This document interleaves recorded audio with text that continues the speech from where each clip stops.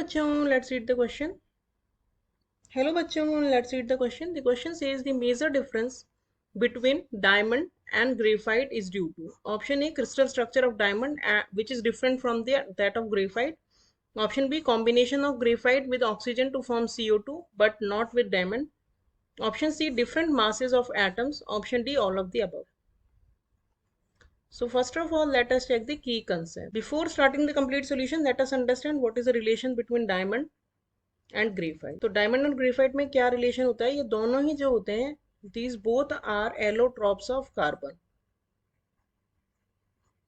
Allotropes का मतलब क्या होता है? एलोट्रॉप्स का मतलब होता है these are the different forms of carbon which have same chemical properties.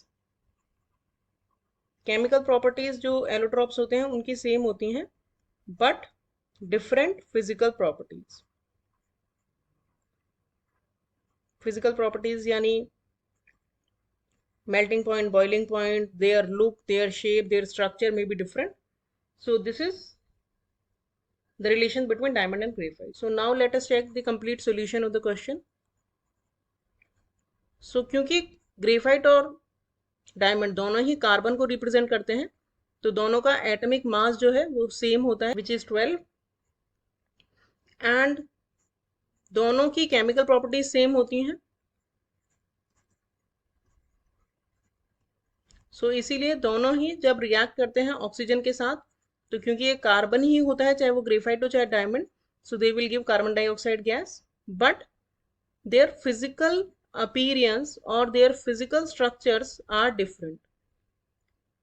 जो डायमंड होता है, जैसे कि everybody knows diamond is the hardest substance known, वो जो होता है क्रिस्टलाइन स्ट्रक्चर होती है उसकी, और टेट्राहेड्रली जो कार्बन्स होते हैं वो दूसरे कार्बन के साथ टेट्राहेड्रली कनेक्टेड होते हैं.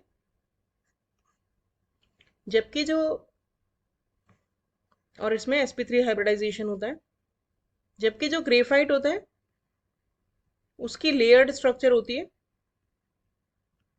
जिसमें कि हर कार्बन ऐसे 3 कार्बन से जुड़ा हुआ होता है और इस तरह से लेयर बनाता है.